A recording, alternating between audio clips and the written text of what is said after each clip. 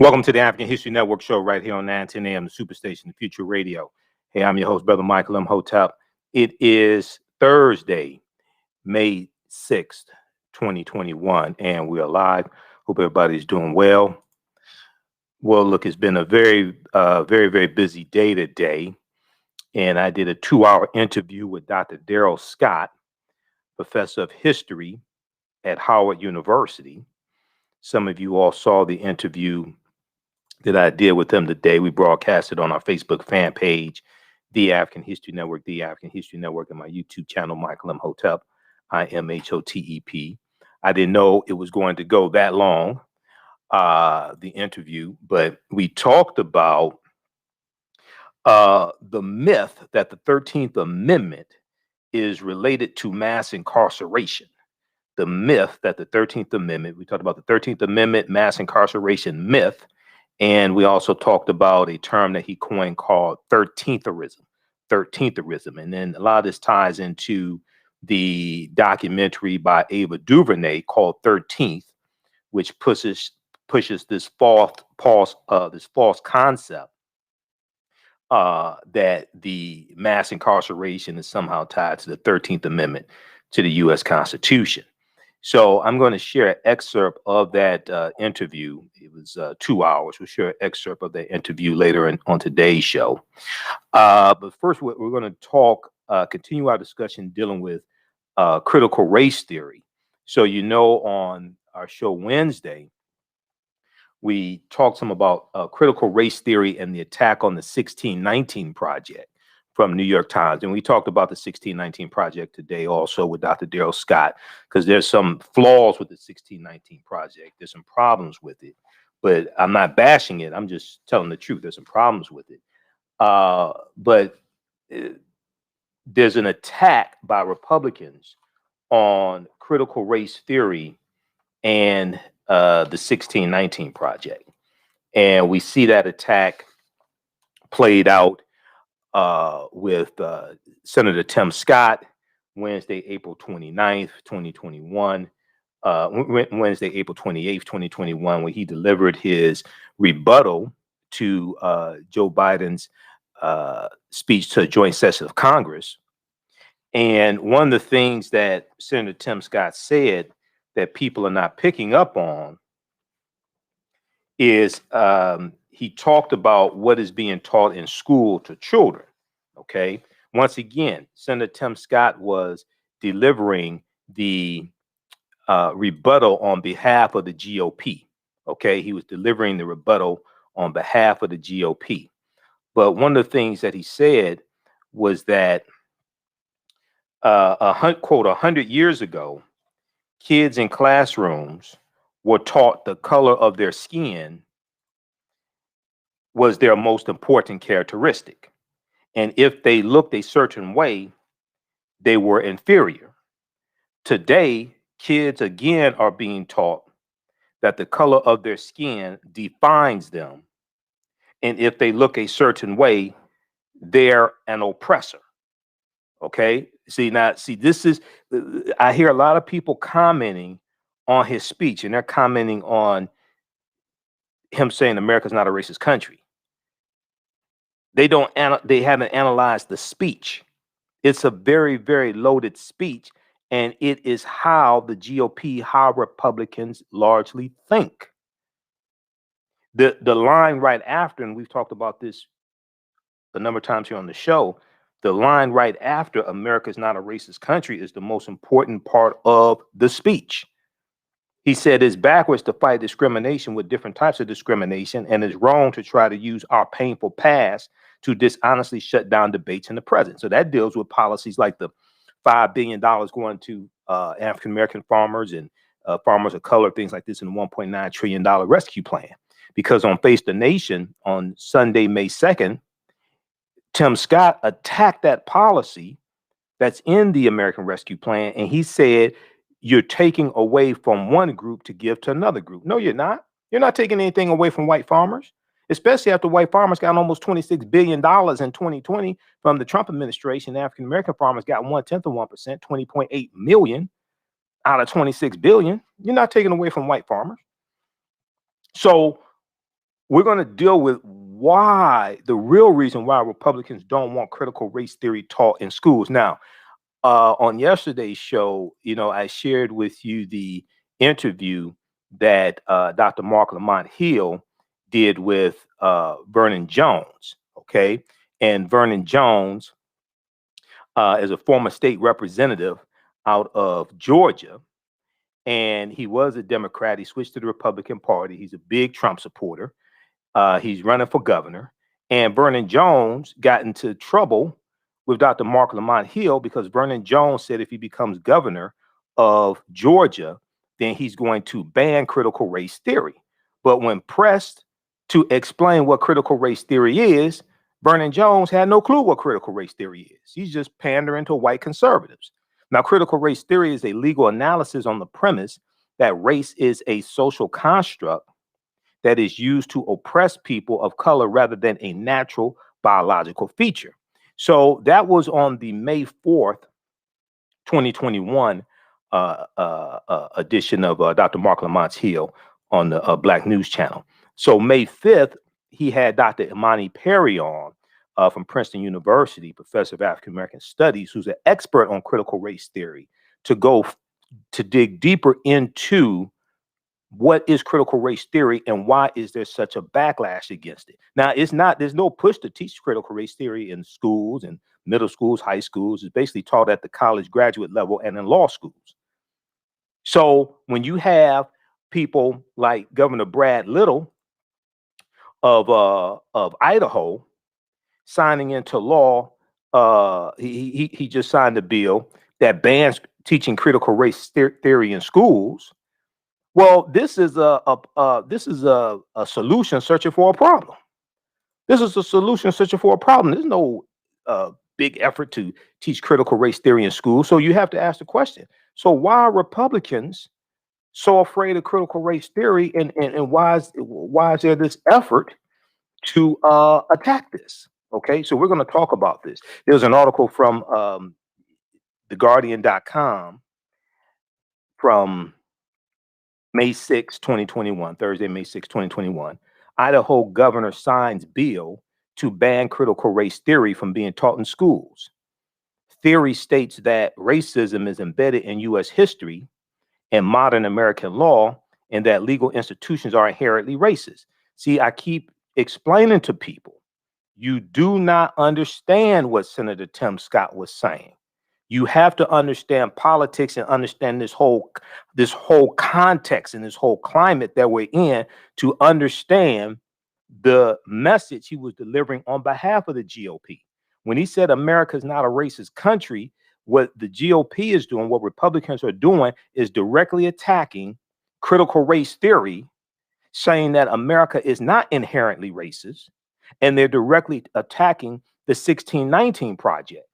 Because the 1619 Project centers the beginning of this country in 1619 in Virginia, okay, and it deals with changing the way that we look at the history of this country, but it also roots the history of the country in racism, okay, in 1619. And there was an article from which one was that? There was one from, I was looking at it. We talked about it on the interview with Dr. Daryl Scott today. There was an article from the New York Times that dealt with an update to the 1619 Project. And it gave a brief breakdown of the 1619 Project. And let me see if I can pull this up here. But it says the 1619 Project is an ongoing initiative from the New York Times Magazine that began in August 2019, the 400th anniversary of the beginning of American slavery. We'll pull this up here just a second. It aims to reframe the country's history. And I'm going to show this to you. Okay. We'll bring this up on the screen share.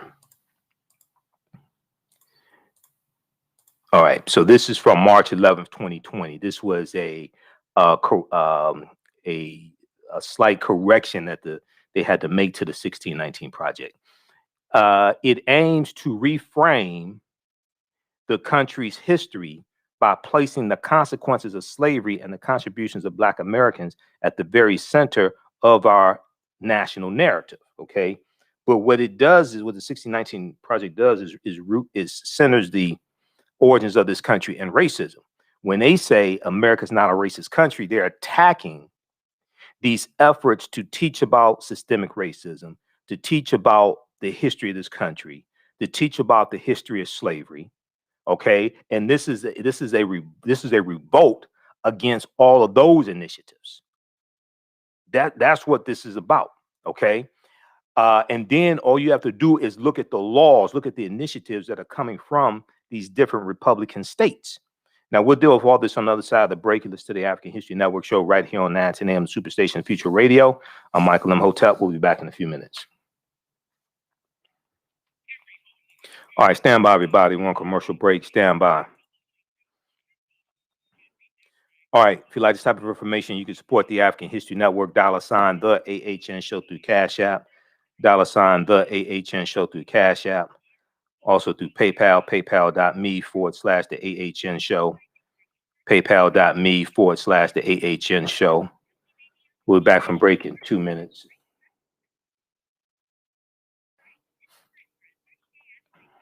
Stand by.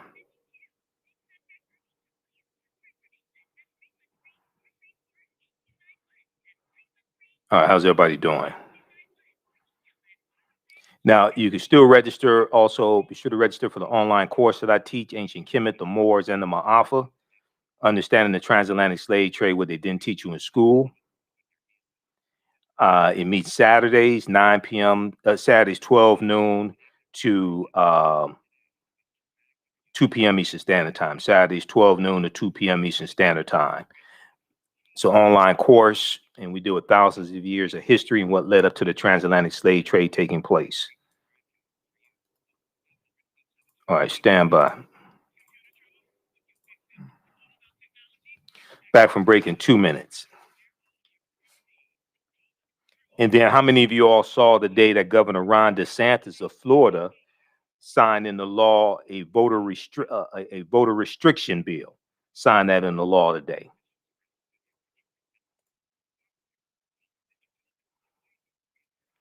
Okay, here's information about the online course. So we meet again Saturday, May 8th, 12 p.m. to 2 p.m. And I do the class live, but all the sessions are recorded. So you can, they're archived. You can go back and watch it over and over again.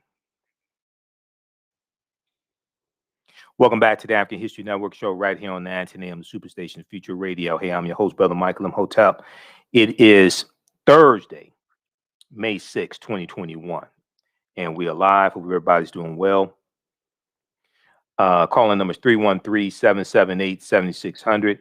313-778-7600 if you have a brief question or comment. Right before the break, we were talking about critical race theory, a continuation from yesterday's show. And then I shared the interview that Dr. Mark Lamont Hill did with former Georgia State Representative Vernon Jones. And Vernon Jones is running for governor of Georgia. He's African American. He's a Trump lover, Trump supporter. He was a Democrat, switched to the Republican Party. He said that if he becomes governor, he's going to ban critical race theory. But when questioned a number of times about what critical race theory is, he didn't know. He could not tell.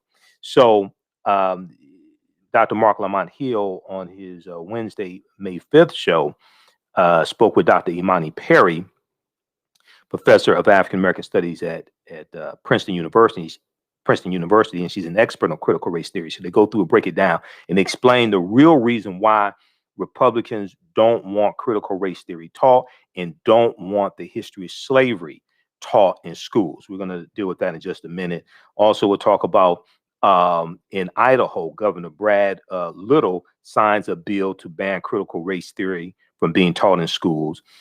And then today, um, Governor Ron DeSantis in Florida signed a voter restriction bill into law while shutting out all media except for Fox News. So there's an attack on multiple fronts. There's an attack dealing with what's being taught in schools, and an attempt by Republicans to keep the history of slavery, to keep the real history of this country from being taught in schools. Then you have an attack in state legislatures with voter restriction bills. And as of March 24th, 2021, from the tracking from the Brennan Center for Justice, 361 voter restriction bills that Republicans are pushing in 47 state legislatures. Okay. All right. So I want to remind you, you can still register for the online course that I teach, Ancient Kemet, the Moors, and the Ma'afa, Understanding the Transatlantic Slave Trade, what they didn't teach you in school. This is a 9-week, 18-hour online course. We deal with thousands of years of history and what led up to the transatlantic slave trade taking place. We start in ancient Africa, Nile Valley region of Africa. We deal with ancient Kemet and Nubia and Ta-Nehisi, Ethiopia. We deal with the 800-year occupation of Europe by the Africans known as the Moors, who take the teachings from ancient Kemet, ancient Egypt into Europe. And it's going to be these teachings that bring Europe out of the dark ages to our detriment. Everything we taught them came back to kick us in the behind. So if you go to our website, AfricanHistoryNetwork.com, we have the information right on the home page. And when you scroll down, you'll see the information for our radio show. You can listen to podcasts, hear the show, audio podcasts. Click here to read articles I've written. We have the information for the online course here. It meets Saturdays, 12 noon to 2 p.m. Eastern Standard Time. Now, all the sessions are recorded. We do the class live. You can join us online live. All the sessions are recorded and archived. You can watch them over and over again. Okay, so click here to enroll. As soon as you enroll, you can start watching the content. You can watch the class from May 1st. All right, and also I taught the class in what was that, February and March 2021, and all that is archived as well. Okay, so you can check that out. So the class is regularly $130, on sale $80. Ancient Kemet, the Moors, and the Ma'afa, Understanding the Transatlantic Slave Trade, what they didn't teach you in school. All right, we're gonna go to clip one, Shakita. I want to go to this clip here. So this is a continuation of the discussion with former state representative Vernon Jones. Dr. Mark Lamont Hill on May 5th spoke with Princeton professor of African American Studies, Dr. Imani Perry, to further explain critical race theory and why Republicans are so against the real history of this country being taught in schools. Let's go. Okay, I'm getting. Hey, Shakita, so stop the clip. Stop the clip. I'm getting a bunch of feedback. Okay, for some reason, Shakita, I'm getting a bunch of feedback. I don't know what this is. You shouldn't do that. This is the first time I've heard that. Hold on. Hold on just a second.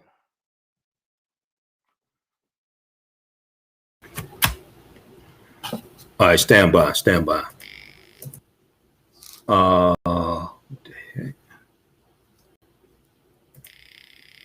Okay, check. I'm getting.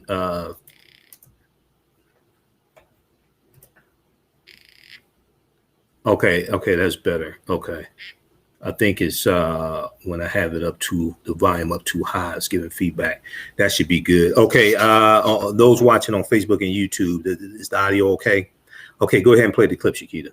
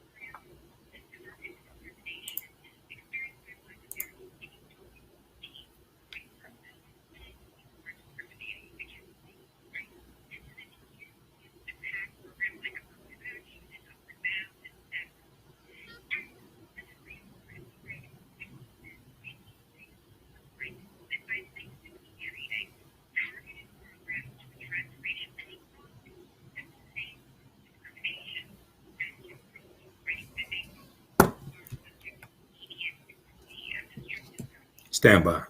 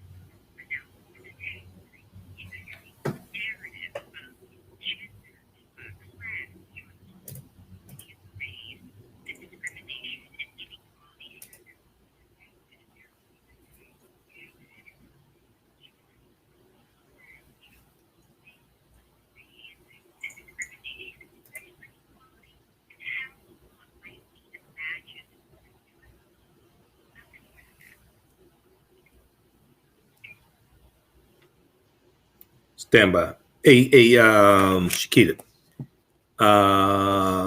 There's something wrong with the audio. They can't hear on Facebook and YouTube. I have everything set up the way it normally is. Let me do this. Let me do this. Let me call back in. It may be, I'm not sure if there's something wrong with the Skype connection. So just a second here. Where is the Skype connection? Can you hear me, Shakita? Okay, let's do this here. All right, let me call back into the station. Stand by, everybody, stand by.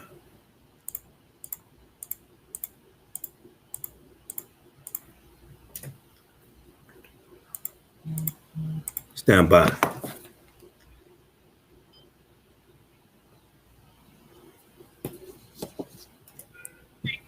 All right, I'm calling back in. There's something wrong with the audio. For some reason, they couldn't hear on Facebook and YouTube. They can't. Okay, go ahead and play the clip. Start the clip from the beginning. Go ahead and play the clip again. And I don't know what's wrong. Let's see here. Okay, go ahead. Start the clip from the beginning. All right, so play the same clip? Okay. All right. Quality, I possess some stay on fresh with my voice on through the rest of the mic. Perform, good eye, hold it. Stand by, everybody, stand by.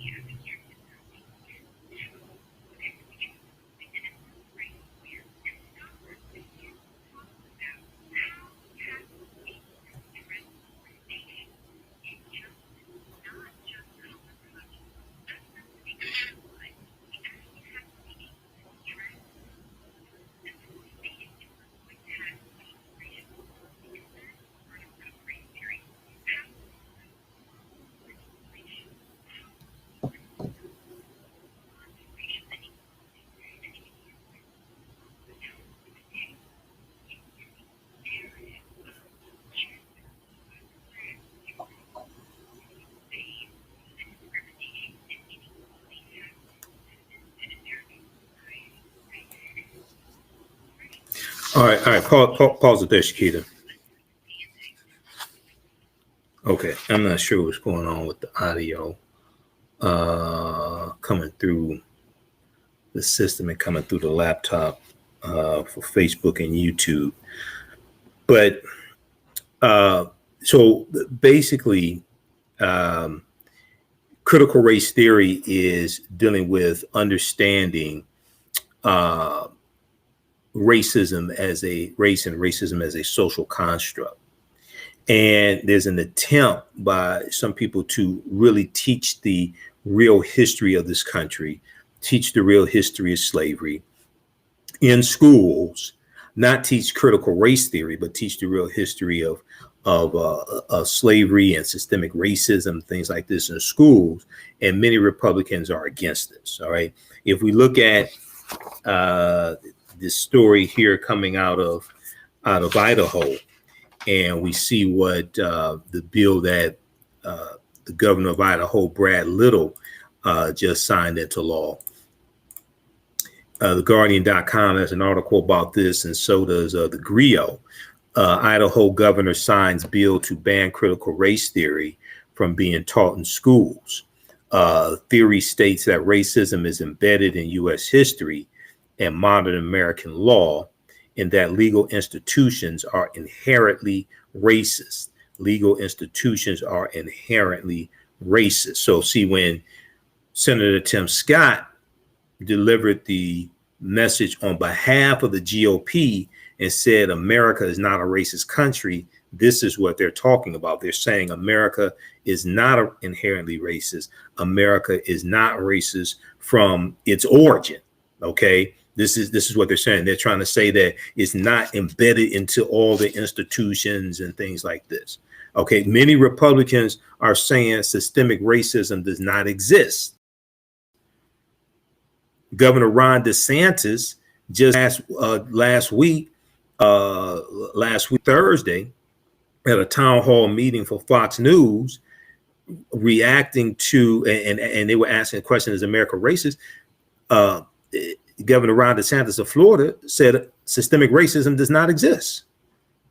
Senator Lindsey Graham of South Carolina has said a number of times systemic racism does not exist. He said that recently before Wednesday, April 28th, when Senator Tim Scott delivered the speech. Now, if we look at this article here from TheGuardian.com, Idaho's Governor Brad Little signed into law. Idaho's Governor Brad Little has a bill signed into law that aims to restrict critical race theory from being taught as a subject in schools and universities. The bill, H377, prevents teachers from indoctrinating students. Prevents teachers from indoctrinating students into belief systems that claim that members of any race, sex, religion, ethnicity, or national origin are inferior or superior to other groups. Now, see, this is another buzzword: indoctrination. Now, that's what the European American controlled, the white controlled school system has been doing to African American students for decades: indoctrination. But when you attempt to teach the real history of this country, then Republicans call that indoctrination. The bill H377 prevents teachers from, quote unquote, indoctrinating students into belief systems that claim that members of any race, sex, religion, ethnicity, or national origin are inferior or superior to other groups. So they don't want you teaching about the history of white supremacy, the history of racism in this country, systemic racism. Signed into law last week, H377 also makes it illegal to make students, quote, affirm, adopt, or adhere to beliefs that members of these groups are today responsible for past actions of the groups to which they claim to belong. So it makes it The bill makes it illegal to make students affirm, adopt, or adhere to beliefs that members of these groups are today responsible for past actions of the groups to which they belong. Well, we're not saying that white people today are responsible for what their ancestors did hundreds of years ago or decades ago. White people today benefit from what their ancestors did hundreds of years ago, decades ago. You don't want to be honest. They benefit from it. They benefit from the land theft. They benefit from 246 years of slavery and largely free labor. They benefited from the labor unions being created, going back to right after the slavery ended, and labor unions like the National Labor Union, okay, in 1866. And the labor unions, a lot of these labor unions are being created right after slavery ends to lock African Americans out of the 262 skilled trades and crafts that we have been doing largely for free. Okay, a lot of the skilled trades. There were at least 262 skilled trades and crafts that African people had in this country from 1619 to 1865. Well, you're going to have a lot of these labor unions created to protect jobs for white men after slavery ends, because now we can compete for wages. We can compete for these jobs, and our skill set was as good as white people, if not better. In many cases, it was better. Okay, so they benefit from all of this. Okay, now that's not attacking white people today. That's understanding the history. And racism is a system of advantage and privilege distributed based upon race, which comes out of the ideology of European white supremacy. Okay, they benefited from massive land giveaways like the Homestead Act of 1862 and the Southern Homestead Act of 1866 and the Dawes Allotment Act of 1887. The Homestead Act of 1862, they gave away about 245 million acres of land up until 1988. Up until 1988. The last allotment was given is about 80 acres in Alaska. That was in 1988. It started in 1862. When you have the GI Bill and $67 billion of federal dollars, taxpayer dollars invested in the GI Bill from about 1945 to 1970. In African American GIs are largely being discriminated against. Yes, some of them can take advantage of them, but we're largely being discriminated against. And because of redlining, locked out of being able to get low interest loans to buy homes in various neighborhoods, so our homes can accumulate wealth. Okay, being largely locked out of getting the low interest loans to start businesses. Okay, being able to take advantage of the education opportunities and the money to go to college to a certain extent, but even being discriminated there. And that's taxpayer dollars. Not only did African American GIs earn those benefits, but our taxpayer dollars pay for those benefits. Well, they pay for white people to go to school. They pay for low interest loans that white people got. When you have the Federal Housing Administration and the Federal Housing Act of about 1947, 1949, that allowed white people to get low interest, 3%, put 3% down on low interest loans and get buy houses out in the newly formed suburbs. And because of redlining and segregation, we're discriminated against from being able to take advantage of those same programs. White people benefited from that. So that's not attacking white people who are alive today for what their ancestors did, but we're talking about how you benefit from what your ancestors did. Racism is a system of advantage and privilege distributed based upon race, which comes out of the ideology of European white supremacy. Racism occurs when one race of people control the majority of the wealth, power, resources, benefits, privileges, land, access to education, access to opportunity, media, healthcare, jobs, etc., and they use this to marginalize, subordinate, and do harm to another race of people. This is what racism is. So what happens is, once again, this is an example of how elections have consequences. This is an example of how elections have consequences. Okay, when you talk about the segregation tax when it comes to home ownership and how African American households are valued at $156 billion less than comparable white homes. Okay, and this gives white people an advantage when it comes to the racial wealth gap. This gives them an advantage. Well, we're not blaming you for what your ancestors did, but we're talking about how you benefit from what your ancestors did. You read this article here from curbed.com. It deals with the study from the Brookings Institute, how a segregation tax is costing Black American homeowners $156 billion. Okay, African American homes are valued on average $48,000 less than homes owned by white people. According to the devaluation of assets in Black neighborhoods, the case of residential property, owner-occupied homes are undervalued by the real estate market across all majority Black neighborhoods and consistently sell or are appraised for lower prices at an average of $48,000 per home. Nationwide, this amounts to $156 billion in cumulative losses, what the report dubs a segregation tax. Well, there's a deep history of this. So we're not blaming you for what your ancestors did. We're talking about how you benefit from what they did. But so what happens is you have a lot of people who can't handle the truth. Okay. You look at we talked about the article from National Public Radio, NPR.org, and it ties into a brief history of how racism shaped interstate highways. And the U.S. Interstate Highway Acts in 1952 and 1956 drove approximately 41,000 miles of U.S. interstate highways all across the country. They read through African-American communities. They employed many white men, thousands of white men, to run these highways. They're creating the suburbs that we're being discriminated against because of redlining.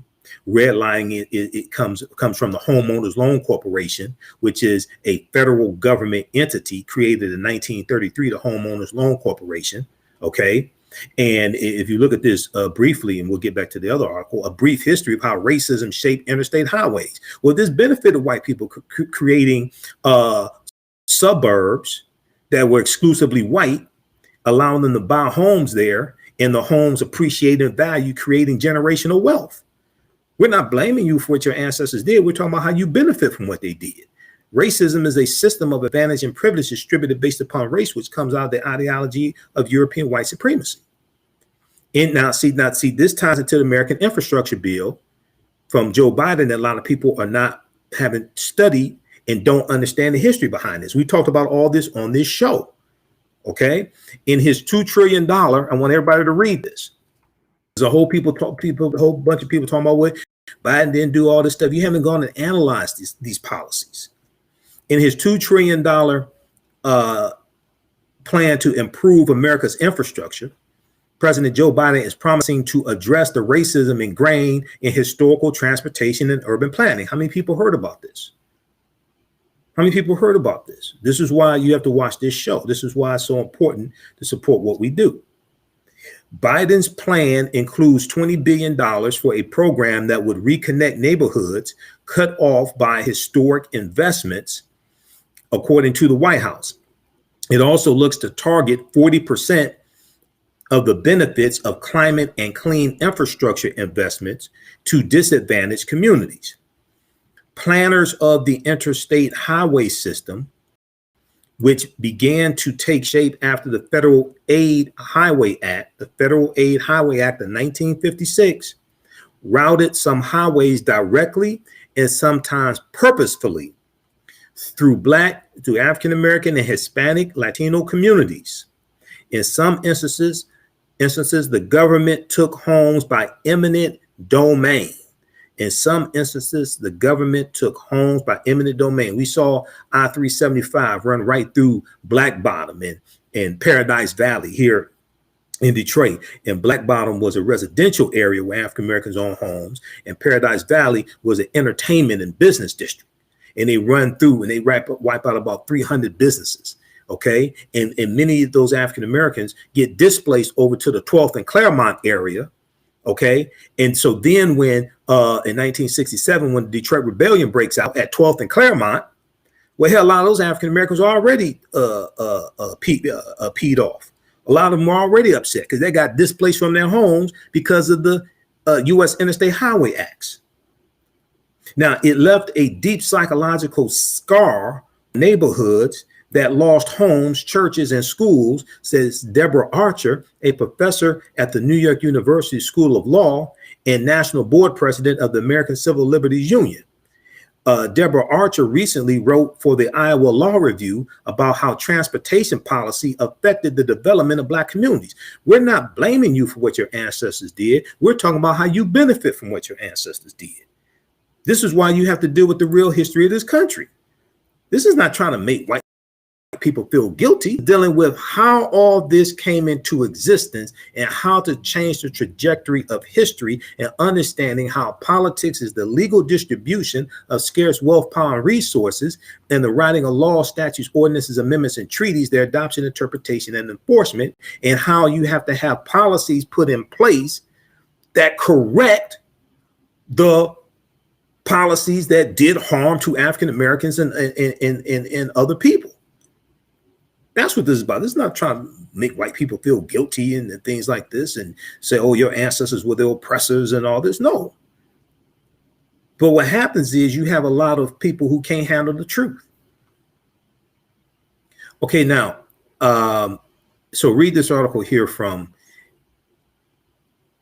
NPR.org, A Brief History of How Racism Shaped Interstate Highways. Okay, so you have that.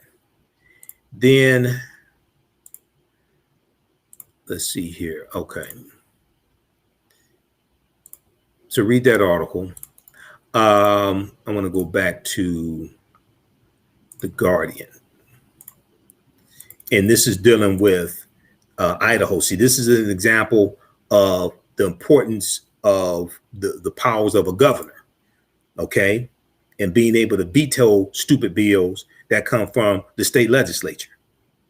Signed into law last week, H377 also makes it illegal, and we'll pull this back up here on the screen share, also makes it illegal to make students, quote, affirm, adopt, or adhere to, end quote, beliefs that members of these groups are today responsible for past actions of the groups to which they claim to belong. Critical race theory is a concept developed by academics and lead scholars of jurisprudence of law with intellectual origins in the 1960s, which were organized officially in the late 1980s. The theory states that racism is embedded both in U.S. history and modern American law. It holds that legal institutions in the U.S. are inherently racist. See, when the GOP, when Republicans are saying America is not a racist country, they are rejecting this idea and saying America is not inherently racist. They're attacking critical race theory. They are attacking the 1619 Project. Often abbreviated as CRT, it seeks to challenge racism and improve equitable racial power through legal reform. Equitable treatment under the law for all races, according to the theory, renders the law incapable of recognizing systemic and indirect racist practices. Okay, so then they talk about the 1619 Project. Since in the bill's transmittal letter to Idaho's Republican House Speaker Scott Betke, Governor Little, who is also Republican, cited the undermining of, quote, trust and local governance of our public schools, end quote, and popular support for public education in Idaho as concerns. He said we must be focused on facts and data, not anecdotes and innuendo. Since the publication of the 1619 Project in the New York Times, a number of school districts and school boards across the U.S. have begun to adopt elements of critical race theory in their curriculum. As a result, Republican state legislatures have begun to push back, sending bills through state houses that attempt to quell the momentum of teaching slavery and other such moments of American history as dark periods of the country's past that continue to affect American life today. Okay, read the rest of this. Those watching on Facebook and YouTube, keep watching on our Facebook page and YouTube channel. We're going to keep going for a few more minutes. Be sure to register for the online course that I teach. It meets again Saturday, May 8th, 12 noon to 2 p.m. Eastern Standard Time. Ancient Kemet, the Moors, and the Ma'afa, understanding the transatlantic slave trade, what they didn't teach you in school. Visit our website, AfricanHistoryNetwork.com. We're out of time here. Right now, it's correct wrong behavior. It's not over till we win Wakanda forever. And we'll talk to you tomorrow. Peace.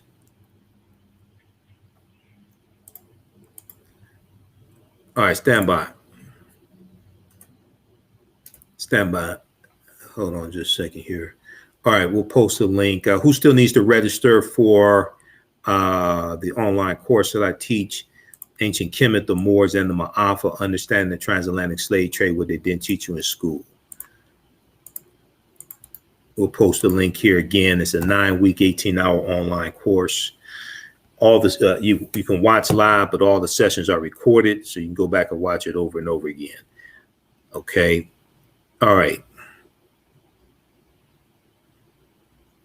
Okay, let's continue here. We'll be here for a few more minutes, and I have to run. I did a 2-hour interview with Dr. Daryl Scott today, and then have to do the show today. I should be on Roland Martin Unfiltered on Friday, so check that out. 6 p.m. Eastern Standard Time on Roland's Facebook and YouTube channel. I'm a panelist each Friday on Roland Martin Unfiltered. All right.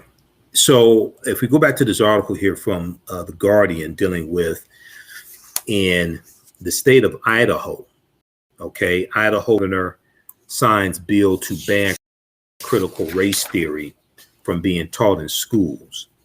Now, critical race theory states that racism is embedded in U.S. history and modern American law, and that legal institutions are inherently racist.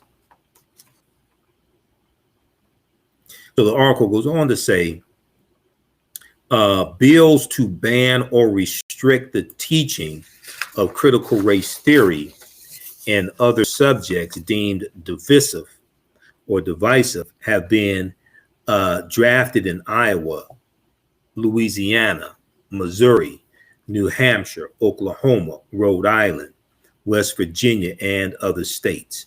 Bills have already passed in Utah, Arkansas, and Tennessee. Bills have already passed in Utah, Arkansas, and Tennessee. Senate Minority Leader Moscow Mitch McConnell of Kentucky has recently spoken out against the 1619 Project specifically, as the Biden administration is considering $5.3 million in American history and civics education grants for anti-racist scholarships. $5.3 million. They're considering, the Biden administration is considering $5.3 million in American history and civics education grants for anti-racist scholarships. Anti-racist scholarship. In a letter to the U.S. Secretary of Education, we talked about this on yesterday's show, Miguel Cardona, Senator Mitch McConnell wrote that families in the U.S., quote, did not ask for this divisive nonsense, end quote, and that a decision to move forward was not made by voters. Okay, so read the rest of this article. We also know that Mitch McConnell said today that he's 100% focused on stopping Joe Biden's agenda. The Republicans don't want to pass any bills that come from the Biden administration. You saw that the American Rescue Plan, which has jump-started the economy, okay, largely beneficial for a majority of Americans. You see it one way or another. You see the American Rescue Plan, not a single Republican in the House or the Senate voted for the American Rescue Plan. It's not expected that any Republicans, especially in the Senate, it's not expected that any of them will vote for the American Families Plan, $1.8 trillion American Families Plan, or the $2 trillion plus infrastructure bill. It's not expected that any Republicans, especially in the Senate. You may get one or two in the House of Representatives. Okay, it's not expected that any of them in the Senate will vote for it. You possibly may get one for the American Families Plan. Okay, possibly one. Let me see here. There was, this article right here. This is from May 5th, 2021. McConnell says he's 100% focused on stopping Biden's administration. McConnell says he's 100% focused on stopping Biden's administration. McConnell said that about the last administration, about Barack, that he was going to stop everything. President Joe Biden said. Remember when McConnell, right before the 2010 midterm election, said that their number one focus was to make President Obama a one-term president, and they blocked all the bills they could. This is what McConnell's saying now. Now they don't. All the craziness that Republicans are doing, attacking critical race theory, attacking the 1619 Project. Okay, this is their number one focus, to stop policies coming from the Biden administration that are largely beneficial to even Republicans. They're largely beneficial to even Republicans across the country.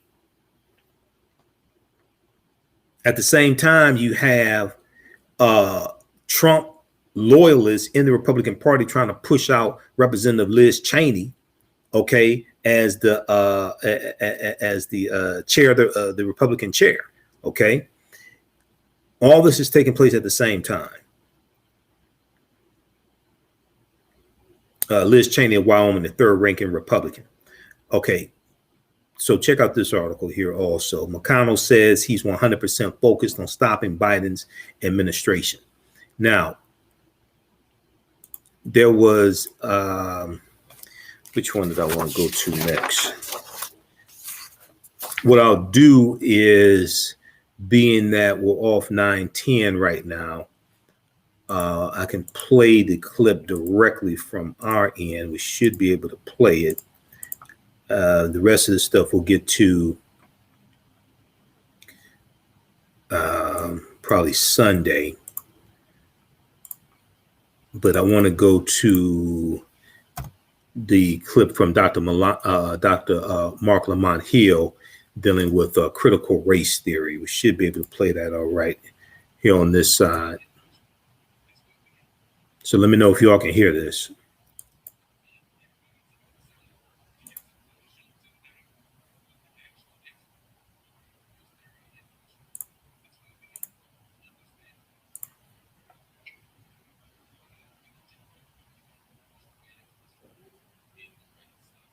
Okay, now, so just keep in mind, this is the continuation. This is from his show May 5th, 2021. On his show May 4th, 2021, you remember he had former Georgia State Representative Vernon Jones, who is running for governor of Georgia. Part of his platform is he will sign an executive order to ban critical race theory if he becomes governor. Vernon Jones is African American. He's a Trump supporter. But when pressed by Dr. Mark Lamont Hill, Vernon Jones could not explain what critical race theory is. So I'm sorry, Dr. Mark Lamont Hill Vernon Jones cannot explain what critical race theory is. So Dr. Mark Lamont Hill, the next day on his May 5th edition of his show, brought on Dr. Imani Perry from Princeton University, who's a professor in African American studies and an expert on critical race theory, to further explain what it is. Okay, let's go back to this clip.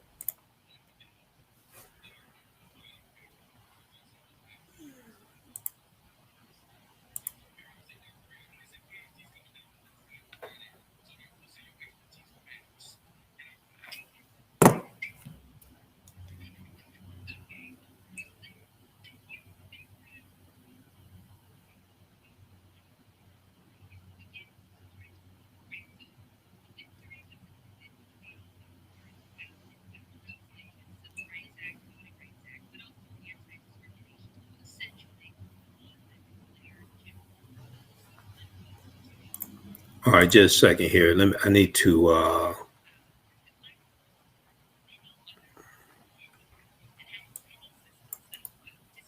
just a minute here. For some reason, the audio is not coming through.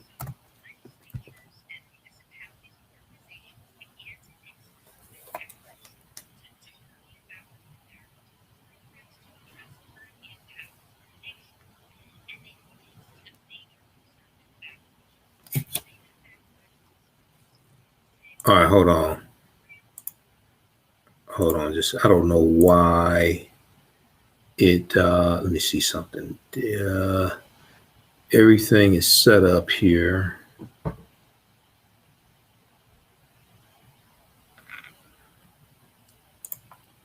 Everything is set up. Let me, hold on, let me try to reconnect this. Let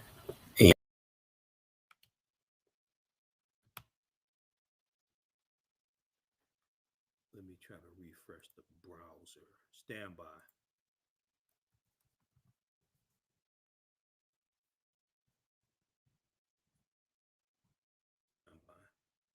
Let me try to refresh the browser.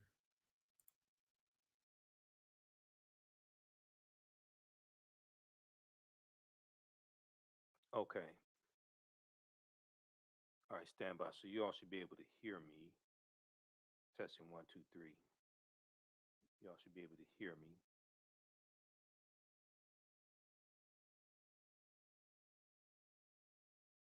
All right. So now let's try this again here. And had many systems of thank you for having me. So the most straightforward way to explain critical race theory is to begin with the civil rights movement, right? So the victories of the movement, which we all know, are found in federal legislation, Civil Rights Act, Voting Rights Act, but also in anti-discrimination law, essentially laws that declared Jim Crow policies unconstitutional. So after that moment, we begin to understand, of course, that Black people suffered many other forms of injury and had many systems of. Okay, so what happened was I had to refresh the broadcast through Restream. For some reason, it wasn't connecting properly. Okay, so we're gonna start the clip from the beginning here, so you all can hear now. To get someone on the show tonight who is an actual expert on critical race theory and much more. This way, we can all understand what critical race theory is about and how we can develop a better judgment about the current push to ban it from schools in the red states. So joining me now is Dr. Imani Perry, professor of African American Studies at Princeton University. Professor Perry, I'll say Dr. Perry. I know they say PhDs come a dime a dozen. I don't buy that. So I'm going to say your expertise matters. And I'm going to ask you very clearly, what is critical race theory? Okay. What is critical race theory, Doc? Thank you for having me. So the most straightforward way to explain critical race theory is to begin with the civil rights movement, right? So the victories of the movement, which we all know, are found in federal legislation, Civil Rights Act, Voting Rights Act, but also in anti-discrimination law, essentially laws that declared Jim Crow policies unconstitutional. So after that moment, we begin to understand, of course, that Black people suffered many other forms of injury and had many systems of disadvantagement and inequality in their lives, right? And so legislatures and municipalities and organizations began to make specific efforts to target African Americans with programs to address current and past discrimination. And they faced a major conservative backlash. And the way that backlash was formed was saying, well, if you make programs to target the discrimination experienced by Black Americans and you don't include me, white person, then you are discriminating against me, right? And so they begin to attack programs like affirmative action and upward bound, et cetera. And the Supreme Court of the United States then really fails the civil rights movement by basically treating targeted programs to address racial inequality as the same form of discrimination as Jim Crow laws, right? That they are both are subject to immediate scrutiny, the strictest scrutiny. So, okay, so we get to this point, and then civil rights lawyers and scholars begin to talk about how we have to be able to address subordination injustice, not just color consciousness. It's not enough to be colorblind. We actually have to be able to address injustice and subordination if we're going to have legal racial equality. And that's the heart of critical race theory. How to think about law, legislation, policies that will substantively respond to racial inequality. And they began to bring multiple forms of analysis to the table: history, narrative, gender, class, showing all the insidious ways that discrimination and inequality have been sedimented in American society, right? And then it blooms in multiple directions, but it is literally just a way of understanding the mechanics of racial inequality and how the law might be imagined to address them. Nothing more than that. It's an important thing that you talked about, and you laid that out brilliantly. It doesn't really need any addendum by me. But you talked about this other issue of color blindness, which is an important thing, right? Because critical race theory has always rejected liberal colorblind theory. Ironically, because it's always accused of being this wild liberal theory, but in many ways, critical race theory said, hey, wait a minute. Colorblindness as the goal, as a social aspiration, is also problematic. We need to actually think about race. Doesn't mean that we obsess about race, doesn't mean that we prioritize one race over the other per se, but we need to think about race as another factor here. Right. If you want to address inequality, you have to have data. In order to have data, you have to pay attention to where people from different segments of society are situated. You have to be able to look at the relationships between race and health outcomes, race and class, race and educational outcomes, right? And so if you are colorblind, and we have examples in other nations, Germany might be an example, where if you don't actually keep track of race, you have no mechanisms for addressing racial injustice. That is absolutely untenable in this country that has been organized from the outset around racial inequality. So it's a really, it's a problematic form of legal interpretation. But if we go a step further, if we can't even talk about it in schools, right, it actually has the potential to diminish our young people's ability to be sort of active civic participants, to understand the world they occupy and hopefully build a better society. Speaking of schools, this whole hullabaloo began because Republican legislators said, we will not allow critical race theory to be taught in schools. Now, I used to teach high school. I've studied schools. I know people in school. I want to know where these schools are, where people are teaching all this critical race theory. This feels like a solution in search of a problem. Right. Yeah. I mean, so this is a kind of conventional right-wing approach where they create a moral panic around an issue that actually doesn't really exist, right? And we can see a comparable move right now in targeting trans teens, right? They sort of make up a problem and then drum up a lot of anxiety and a moral panic around it as a way to detract attention from their own failed policies and agendas. And unfortunately, because we have a society in which it's easy to ignite a variety of bigotries, they get a lot of traction out of it. But yes, I have taught critical race theory when I taught law school. I taught it many times. I am not aware of it being taught in high schools at all, in K-12 education, and only very rarely in college. I mean, it's not a kind of mainstream. It's not like teaching African American studies. It's not teaching the civil rights movement. It's a very kind of niche field that is largely in law schools and in schools of education at this point, graduate schools of education. So, right. So this is a sort of interesting moment here. Then, so when they attack critical race theory, it seems like a cynical move. Then they don't know what it means clearly, but they also don't need to know what it means because it seems to be a code for something else. It's a code for something, and they're also banking on the fact that the general public doesn't know what it means, and that's okay because it's not really a mainstream theory, right? And so they're drumming up anxiety. And it becomes very difficult for those who disagree with them to even engage, because who knows what critical race theory means besides, academics, frankly, and some lawyers, right? So I do think it's cynical. But on the other hand, I do think there's one piece that is very important to be mindful of. it is really clear that they are outraged at the idea that we would teach the history of the nation in an authentic way, with all of the details of the injustice, of the violence, of the inequality, of, all of the isms. That is seen as a problem to them. They want to maintain the fiction of this country, the mythology of this country. And that's something that we do have to be very deliberate about responding to, because we want our kids to be raised with deep and meaningful knowledge. So ultimately, when they say they don't want critical race theory in school, they really don't want race talk in school. They don't want a racial history in school. They don't want any kind of critical analysis of white supremacy in school. Right.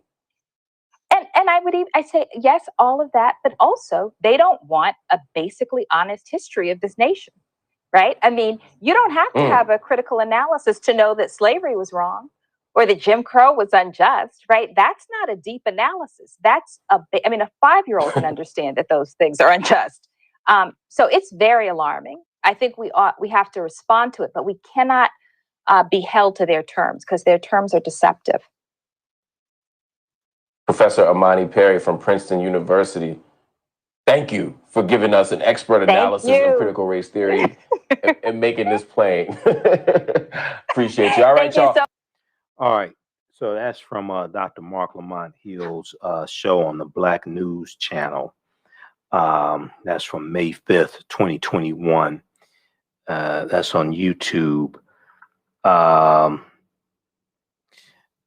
Princeton professor explains critical race theory with Mark Lamont Hill. Okay, we'll post a link here.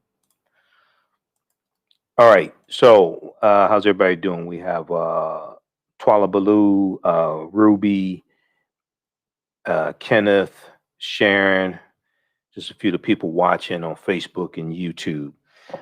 Let's see. We'll deal with this story very quickly here, dealing with Governor Ron DeSantis out of Florida. Then I have to get out of here. On our Sunday show, we'll share with you some excerpts of the interview I did with Dr. Daryl Scott. Okay, because we just don't have. I don't think we have time here today. We'll try to squeeze that in. Let's see.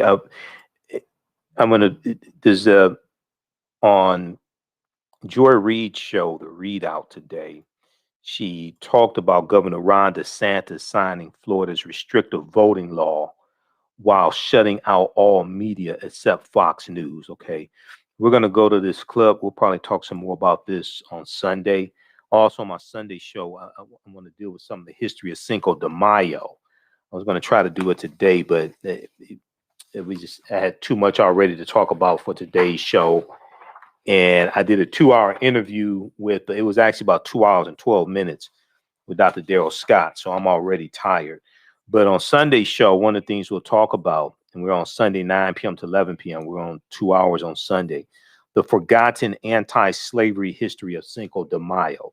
The forgotten anti-slavery history of Cinco de Mayo. Okay.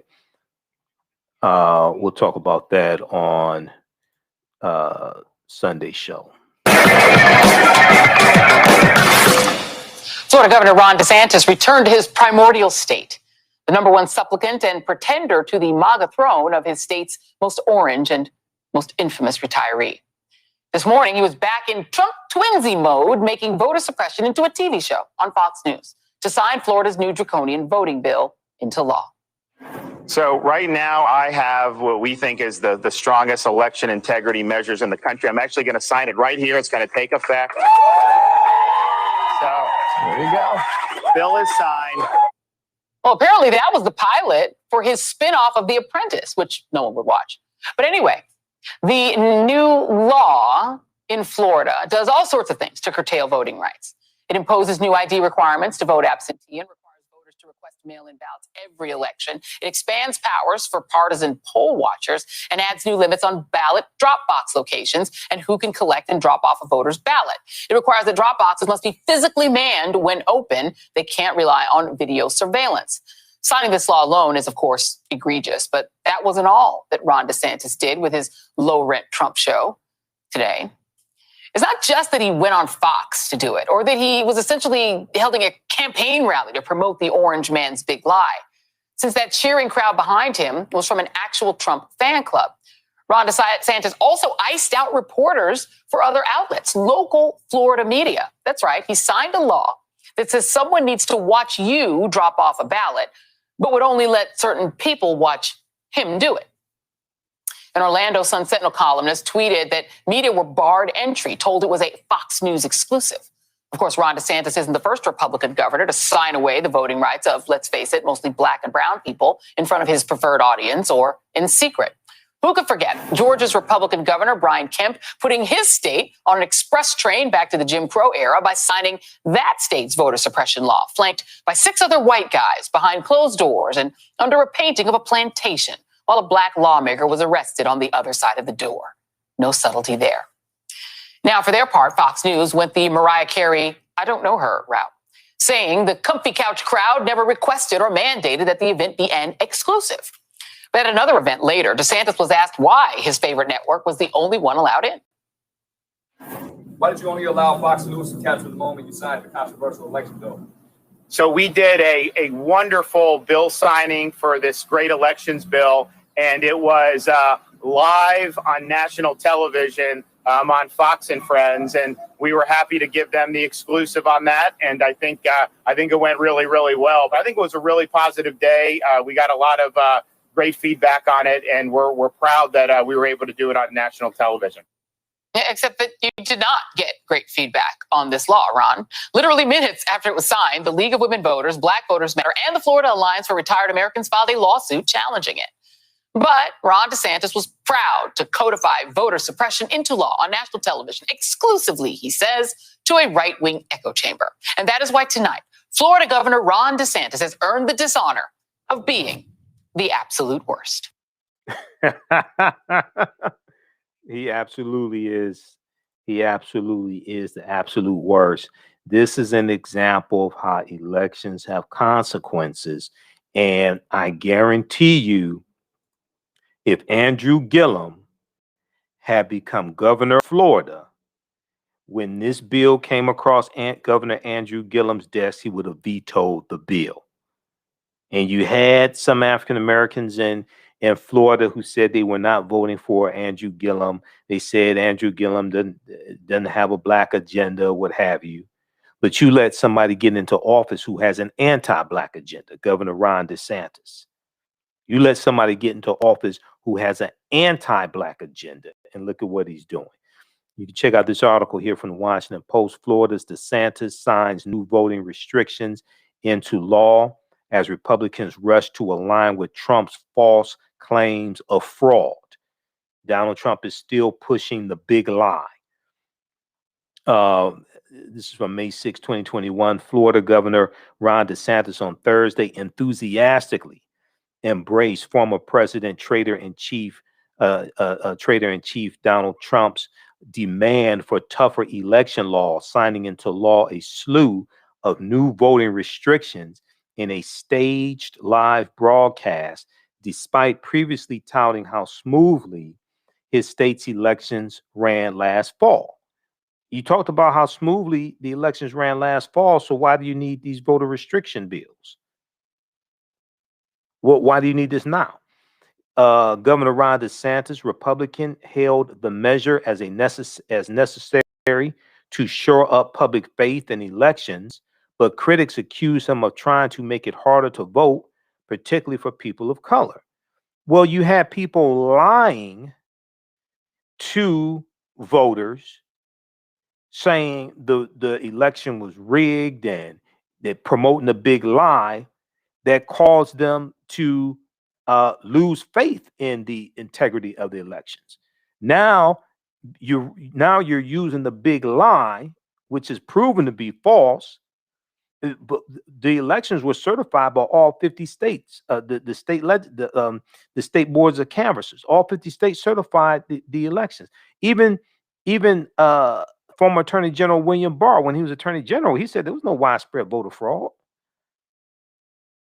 You know, they're using the big lie to then push these voter restriction bills So Republicans can win elections and reduce how many people can vote.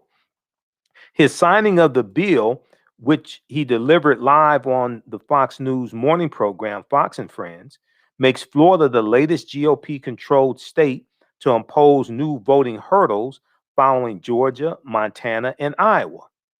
The Texas House of Representatives took up a similar measure later Thursday, May 6th, and other states, including Arizona, Michigan, and Ohio, are considering their own bills. Now, Governor Gretchen Whitmer, Democrat here in Michigan, has already said that she's going to veto these bills. There are 39 bills Republicans are pushing in the Michigan state legislature. She's already said she's going to veto those bills. Now, Governor Ron DeSantis offered a string of justifications for the law, claiming it would prevent ballot harvesting and the stuffing of ballots into unmonitored drop boxes, though such practices were already prohibited in the state, and there is no evidence they occurred last year. Such practices are already prohibited in the state of Florida, and there's no evidence that these practices took place last year. So why are you trying to ban it? What are you trying to do? Quote, we're not going to let political operatives go and get satchels of votes and dump them in some drop box. What evidence do you have that people were doing this? What evidence do you have that people were doing this? It's a solution searching for a problem. Now, Governor Ron DeSantis's vigorous support for the new law, which he arranged to showcase exclusively on Fox News's signature morning show, Fox and Friends, is the latest example of the GOP's rush to align with Trump's false claims that the 2020 election was marred by fraud. So let me get this straight. You had 200 plus Republicans in the House of Representatives that won elections in the same election. So your argument is all the fraudulent votes were cast for Democratic candidates. Your argument is no fraudulent votes in the same election using the same ballots.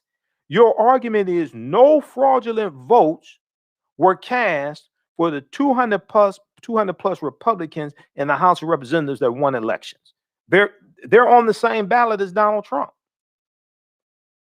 They're on the same ballot as Donald Trump. You had 50 Republicans. All 50 Republicans weren't up for re-election in 2020, but you had a number of Republicans in 2020 in the Senate who won re-election or voted in office.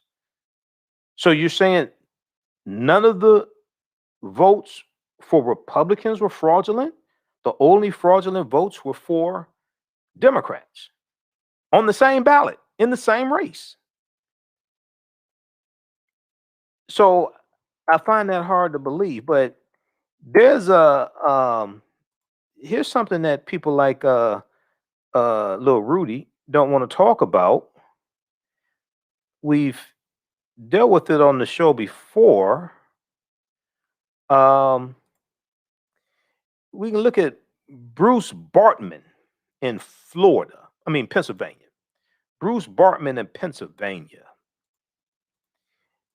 Bruce Bartman, Pennsylvania man, admits he voted for Trump with his dead mom's name. I listened to too much propaganda, he said. Why isn't this called out as voter fraud by Rudy Giuliani and Governor Ron DeSantis and Republicans? There was voter fraud committed by people voting for Trump. Why isn't that called out as voter fraud? This is from May 4th, 2021. Weeks before Election Day, Bruce Bartman mailed his mother's absentee ballot with a check mark next to President Donald Trump's name. The problem was his mother had been dead since 2008. Why are Republicans calling out this voter fraud? Because keep in mind, there was only one presidential candidate that told their voters to vote twice. That was Donald Trump. That was in North Carolina, if I remember correctly. That was one state. There's only one presidential candidate. Was only one person run for president who told their people to vote twice. That was Trump.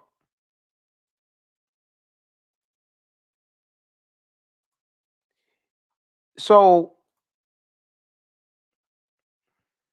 let me go back to this one here. So Bruce Bartman, 70 years old, pleaded guilty on Friday, April 30th, to a charge of felony perjury and unlawful voting, and blamed his decision to cast a fraudulent ballot on consuming too many false claims about the election. So all the Republicans running around talking about the big lie, why aren't they talking about the people who voted for Trump who voted illegally? Why aren't they talking about the people who voted for Trump who voted illegally? I can't figure that out. I just found that baffling. I don't understand why they don't point that out. Now Bruce Bartman got probation. We know Crystal Mason was sentenced to 5 years in prison in Texas, and her vote didn't even count. It was a provisional ballot. Her vote didn't even count. His vote counted, and he gets probation. There was another article that I talked about before. Let me see if we could pull this up.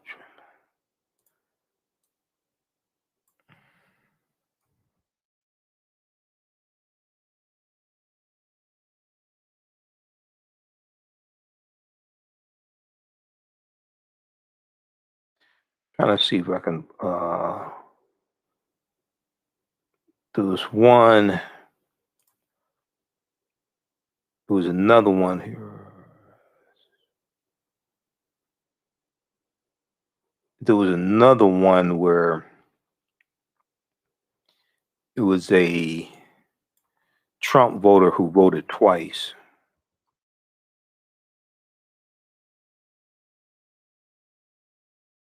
Let's see if I can pull that one up.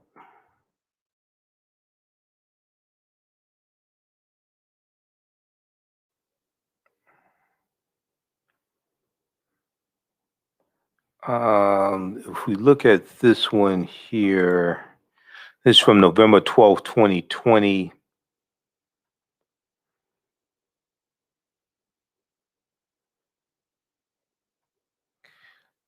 Trump supporter admits voter fraud, says she voted twice for president in viral video.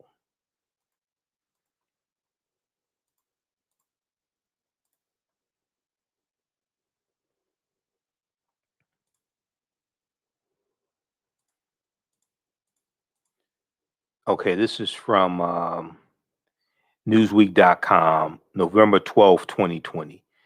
Trump supporter admits voter fraud, says she voted twice for president in viral video.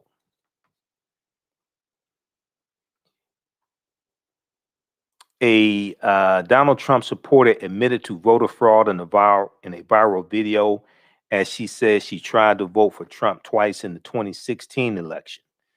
The video was posted by the Good Liars, a comedy duo made up of Jason Selvig and Davram Stifler, who regularly pose as Republicans to prank high-profile figures and Trump supporters. In May 2020, they questioned a Trump supporter about voter fraud, who then admitted to committing it herself in the 2016 election. In a video that has been viewed more than 630,000 times on Twitter, 80,000 times on Instagram, and 190,000 times on TikTok at the time of writing. The Good Liars reshared the video late on Wednesday evening and said, "Hey, real Donald Trump, please retweet. We found voter fraud." Trump has been making unsubstantiated claims about voter fraud in the 2020 election, which he lost to Joe Biden. Okay. So you have that article there from Newsweek. It was another one that I was looking for.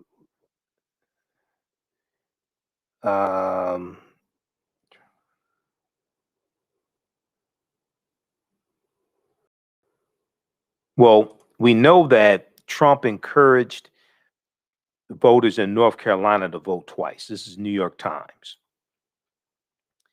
Okay. This is from September 2nd, 2020. Encourages people in North Carolina to vote twice, which is illegal. The president's suggestion, president at the time, Donald Trump, which he framed as a way to test the security of election systems, constituted the kind of voter fraud he has railed against. Now, this was before the January 6th insurrection. This is from the New York Times. Okay, he encouraged his supporters in North Carolina to vote twice. So then you have, there was one other one that I was looking for, Iowa woman. Yeah, this okay, that was 2017. There was another case I was looking at. Let me try to find this here.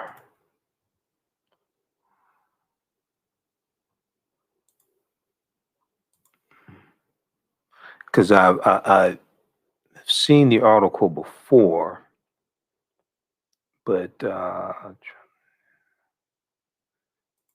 okay, I may have to search for this one.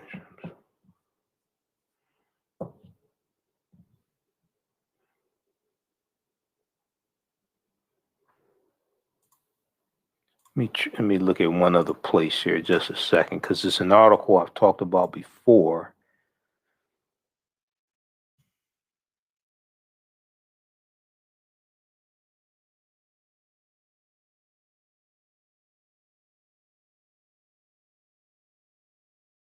What was that? It was a, I can't remember whether it's Pennsylvania.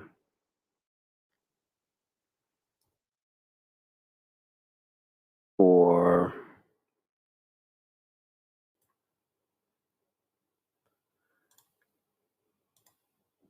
I know in Pennsylvania they have cases. The lieutenant governor in Pennsylvania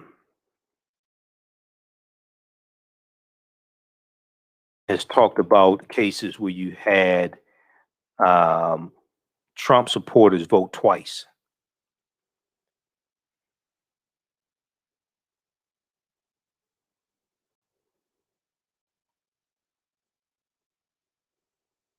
So if we look at this article here from PennLive.com, Pennsylvania Real Times News, the lieutenant governor in Texas offered $1 million for anybody who could prove anybody could come forward with cases of voter fraud. Well, Pennsylvania Lieutenant Governor John Fetterman has been pestering the Lieutenant Governor of Texas because he says we found 3 cases of voter fraud. Where's my $3 million? And Lieutenant Governor of Texas is not paid up yet. This is from December 30th, 2020. Pennsylvania's Lieutenant Governor wants his money. Lieutenant Governor John Fetterman has been taking Twitter over the last few weeks, asking his counterpart in Texas to pay up. It all stems from Lone Star State's Republican Lieutenant Governor Dan Patrick offering up $1 million in November 2020 for evidence of fraud in the November 3rd, 2020 election.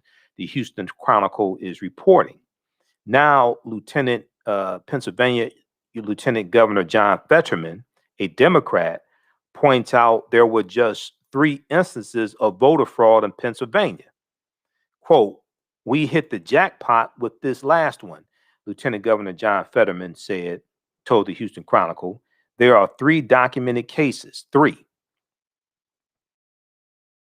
Lieutenant Governor Fetterman said a total of 3 people who cast votes for President Donald Trump have been charged in separate voter fraud cases in Pennsylvania, which he says should all count toward the money Texas Lieutenant Governor Dan Patrick offered.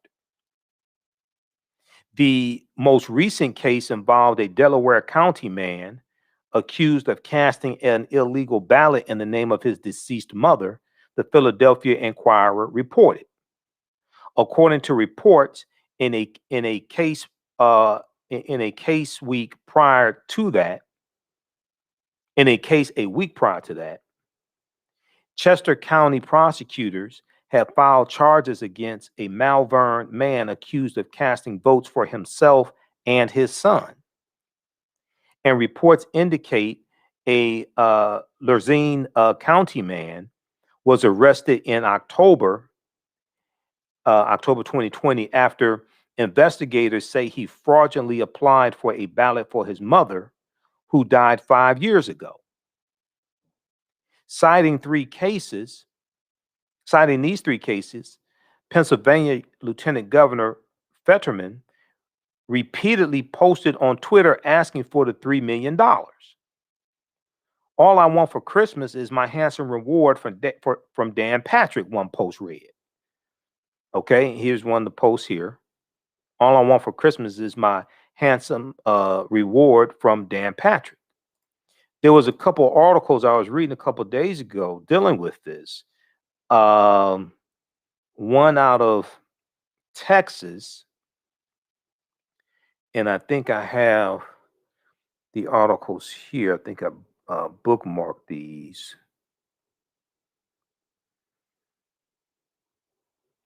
Let me see something here. Yeah, okay, so there's one from the Washington Post I was looking at.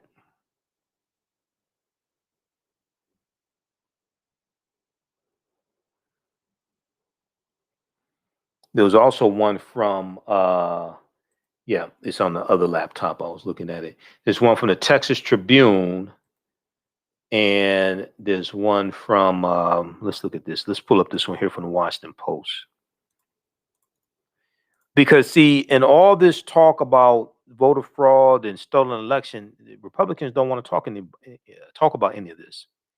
Despite GOP rhetoric, there have been fewer than 24 charged cases of voter fraud since the 2020 election.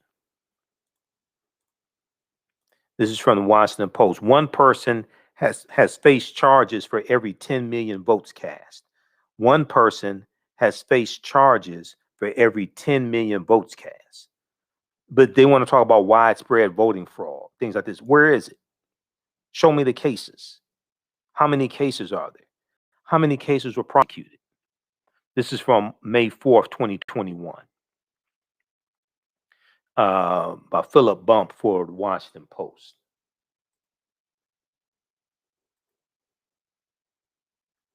And then lastly, this article here from the Texas Tribune I was looking at.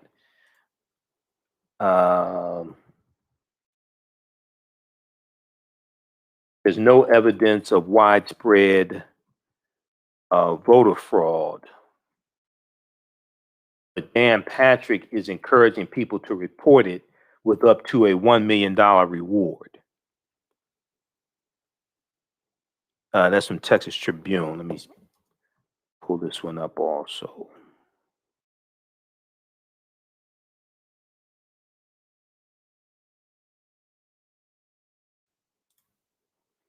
Okay, so we got that one from Washington Post.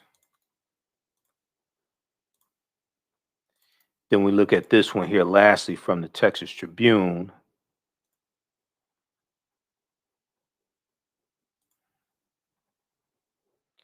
Let's pull this over.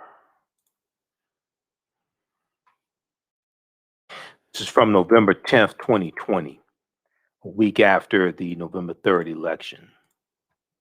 There's no evidence of widespread voter fraud, but Dan Patrick, Lieutenant Governor of Texas, is encouraging people to report it with up to a $1 million reward, The Republican Lieutenant Governor's crusade for proof of election problems in Texas comes as members of his own party dominated up and down the ballot.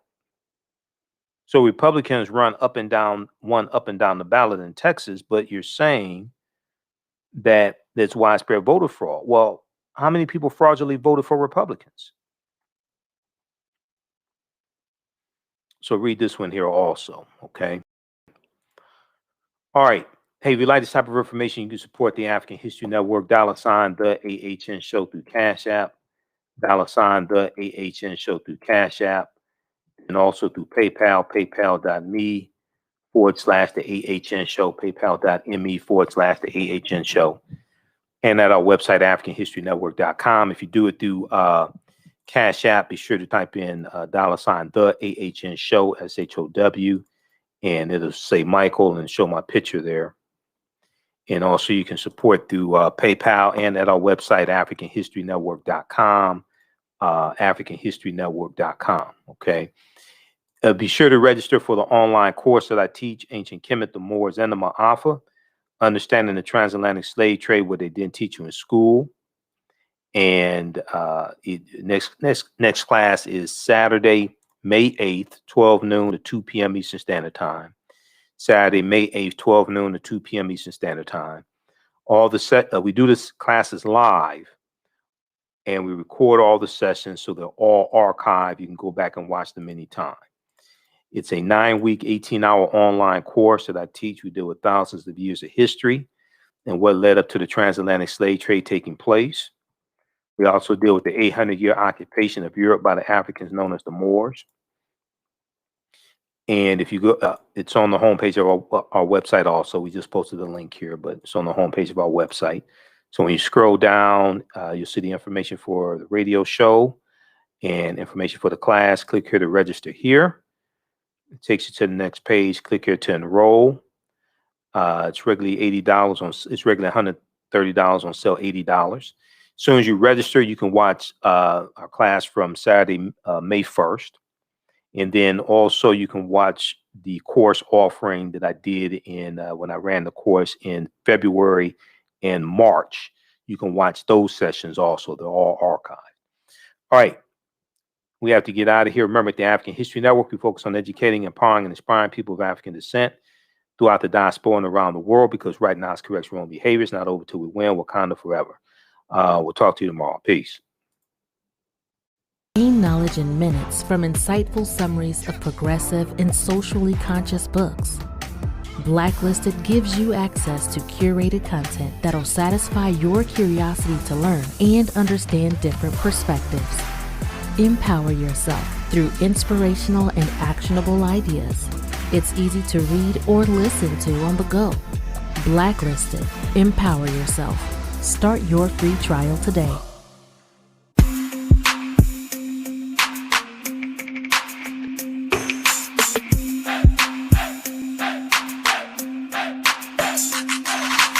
Are you getting ready for fall or winter?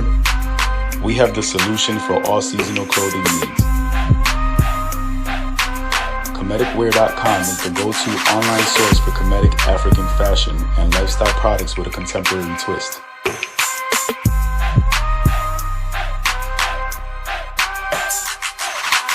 We're committed to offering unique styles reflecting our African heritage.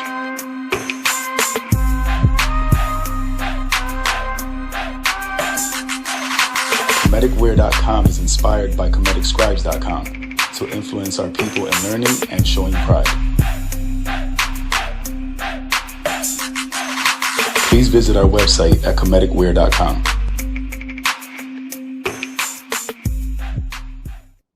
We all know the cannabis industry is headed toward an uprise in the past decade. What happens when there is a brand that brings this uprise in a blow? The cannabis industry welcomes her uprise. Hustle her hemp. Delivering excellence with pride is her watchword, and how you choose to embrace it makes it a priority. From cultivating rich cannabis into exquisite and tastefully finished CBD products to delivery, Hustle Her Hemp leaves no stone unturned. Hustle Her Hemp's mission is to empower women of color by building business and creating legacies, uniting beauty, health, and business. We are a pure definition of how we want the CBD industry to become in the future. While we are redefining innovation, we bring the same energy to improving the quality of life. Hustle Her Hemp is the new Uprise.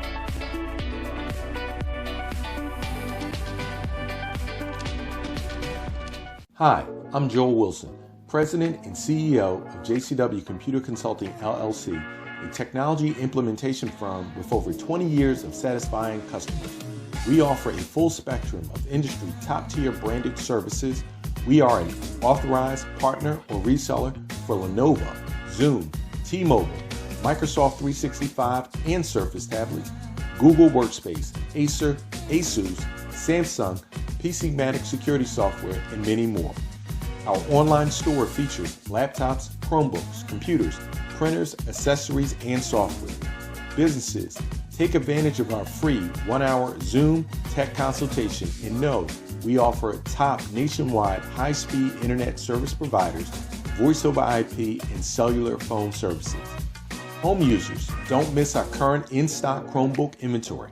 Please visit us at jcwcc.com or call 215-879-6701.